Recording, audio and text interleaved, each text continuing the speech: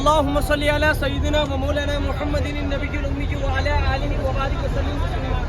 حاجی صاحبان، ہم اللہ جل شانہ کا جتنا بھی شکر ادا کرے کم ہے کہ اللہ جل شانہ نے اپنے گھر پہ اپنے در پہ ہمیں بلا لیا. یقیناً یہاں لوگ مال کے ساتھ، اسباب کے ساتھ، پیسوں کے ساتھ، شکلوں و نقشوں کے ساتھ نہیں آ سکتے. یقیناً اللہ کی توفیق سے آتے ہیں. بہت سے ہم نے لوگ دیکھے ہیں مال میں ہم سے زیادہ، اسباب میں ہم سے زیادہ، عقل میں ہم سے زیادہ عقل رکھنے والے، شکل میں ہم سے زیادہ گھر کے آنے کی توفیق نہیں ہوتی. حاجی صاحبان، ہم نے بہت سے اپنی آنکھوں سے ایسے لوگ دیکھے ہیں رات کو سوتے ہیں پیسوں کے اندر کھیل کر سوتے ہیں، صبح اٹھتے ہیں پیسے ہی پیسے، لیکن اللہ کے گھر کے آنے کی توفیق نہیں ہوتی. ہم جتنا بھی اللہ جل شانہ کا شکر ادا کرے کم ہے کہ اللہ جل شانہ نے اپنے گھر پہ اپنے در پہ بلایا اور پھر ان زیارتوں کرنے کی توفیق عطا فرمائی جن جگہوں پر آپ صلی اللہ علیہ وسلم گئے، صحابہ کرام رضی اللہ تعالی عنہ اجمعین گئے. حاجی صاحبان، ہماری آنکھیں بہت خوش قسمت ہے کہ ان جگہوں کو دیکھ رہی ہیں جن جگہوں پر آپ صلی اللہ علیہ وسلم، صحابہ کرام رضی اللہ تعالی عنہ اجمعین نے قیام کیا. حاجی صاحبان، یہ آپ کو پیچھے جو پہاڑ نظر آ رہا ہے یہ ہے جبل طور غار ثور. ایک پہاڑ ہے، دو نام ہے، جبل طور غار ثور. نبی اکرم صلی اللہ علیہ وسلم نے اپنی زندگی کے 3 دن اور 3 راتیں اس غار کے اندر قیام کیا اور حضرت ابوبکر صدیق رضی اللہ تعالی عنہ کے ساتھ ہیں. حاجی صاحبان، 1400 سال پہلے کوئی لائٹ انتظام نہیں تھا. حضرت ابوبکر صدیق رضی اللہ تعالی عنہ آپ صلی اللہ علیہ وسلم کو اپنے کندھوں پر بٹھا کے اس غار کے اوپر بلندی کو لے گئے. حاجی صاحبان، مکہ کی حدود کے اندر سب سے جو بڑا پہاڑ ہے یہ ہے جبل طور غار ثور. مکہ کی حدود کے اندر سب سے بڑا پہاڑ جبل طور غار ثور. 5413 فٹ اس کی بلندی ہے. 5413 فٹ بلندی. رات کے اوقات میں حضرت ابوبکر صدیق رضی اللہ تعالی عنہ آپ صلی اللہ علیہ وسلم کو اپنے کندھوں پر بٹھا کر لے کے گئے. یقیناً قربانی ہی قربانی جس کی وجہ سے دین آج پوری دنیا کے اندر پھیل گیا. جب آپ صلی اللہ علیہ وسلم اس غار کے قریب پہنچے، حضرت ابوبکر صدیق رضی اللہ تعالی عنہ ساتھ تھے. آپ صلی اللہ علیہ وسلم غار کے قریب جاتے ہیں اور حضرت ابوبکر صدیق رضی اللہ تعالی عنہ عرض کرتے ہیں اللہ کے رسول میں غار کی صفائی کر دوں. آپ صلی اللہ علیہ وسلم اجازت دے دیتے ہیں. حضرت ابوبکر صدیق رضی اللہ تعالی عنہ غار کے اندر جاتے ہیں، دیکھتے ہیں کہ غار کے اندر بہت چھوٹے چھوٹے سوراخ ہیں.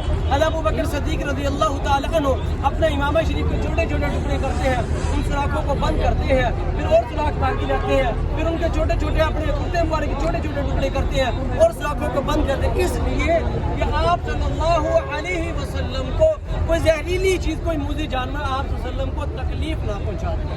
تکلیف صحابہ کرام رضی اللہ تعالیٰ عنہ اجمعین کہتے ہیں کہ ہمیں پہنچے لیکن آپ صلی اللہ علیہ وسلم کو تکلیف نہ پہنچے. 1400 سال پہلے صحابہ کرام رضی اللہ تعالیٰ عنہ اجمعین نے قربانیاں دی جس کی وجہ سے آج دنیا کے ہر کونے میں جہاں آپ کی نگاہ جائے مسلمان الحمدللہ کی وجہ سے موجود ہے. جب آپ صلی اللہ علیہ وسلم غار کے اندر جاتے ہیں، حاجی صاحبان جو حاجی صاحبان اس غار کے اوپر گئے ہیں تقریباً 3 ساڑھے 3 گھنٹے اس غار کے اوپر جانے کے لگتے ہیں. حاجی صاحبان، کچھ حاجی صاحبان فجر کی نماز کے بعد اور عصر کی نماز کے بعد اس کے اوپر جاتے ہیں. حاجی صاحبان کا کیا ہوتا ہے، جذبہ شوق بہت زیادہ ہوتا ہے کہ ہم ان جگہوں پر دیکھیں جن جگہوں پر آپ صلی اللہ علیہ وسلم نے قیام کیا ہے، لیکن حاجی صاحبان ہمت نہیں ہوتی. تقریباً 5413 فٹ کی بلندی پر جانا حاجی صاحبان بہت ہمت کی بات ہے. حاجی صاحبان جاتے ہیں، درمیان کے اندر واپس آ جاتے ہیں، لیکن کچھ حاجی صاحبان کی ہمت زیادہ ہوتی ہے وہ اس کے اوپر بھی جاتے ہیں. حاجی صاحبان نے دیکھا ہوگا جو گئے ہوں گے، حاجی صاحبان جو غار کے دروازہ بہت زیادہ چھوٹا ہے، یا بندہ جھک کر داخل ہو سکتا ہے یا بیٹھ کر، لیکن آپ صلی اللہ علیہ وسلم جب غار کے قریب پہنچے اللہ کے حکم سے غار کا دروازہ وسیع ہو گیا، بڑھ گیا، کیونکہ اللہ جل شانہ کو آپ صلی اللہ علیہ وسلم کا جھکنا پسند نہیں تھا. آپ صلی اللہ علیہ وسلم بغیر جھکے غار کے اندر داخل ہو گئے اور حضرت ابوبکر صدیق رضی اللہ تعالی عنہ کی گود میں سر رکھ کر آرام فرمانے لگے.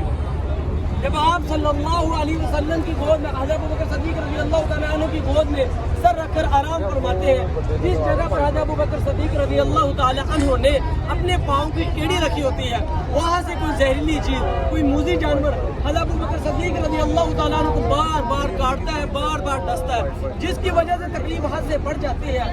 حضرت ابوبکر صدیق رضی اللہ تعالیٰ عنہ کی آنکھوں میں آنسو آتے ہیں، آپ صلی اللہ علیہ وسلم کے چہرے پہ گرتے ہیں. آپ صلی اللہ علیہ وسلم بیدار ہوتے ہیں اور پوچھتے ہیں ابوبکر کیا تمہیں مکہ کی یاد آ رہی ہے؟ کیا ابوبکر تمہیں مال و دولت کی یاد آ رہی ہے؟ کیا بیوی بچوں کی یاد آ رہی ہے؟ حضرت ابوبکر صدیق رضی اللہ تعالیٰ عنہ عرض کرتے ہیں اللہ کے رسول میرے ماں باپ آپ پر قربان، میں آپ پر قربان، میرے بیوی بچے آپ پر قربان، نہ مجھے مکہ کی یاد آ رہی، نہ مجھے مال و دولت کی یاد آ رہی، نہ بیوی بچوں کی یاد آ رہی.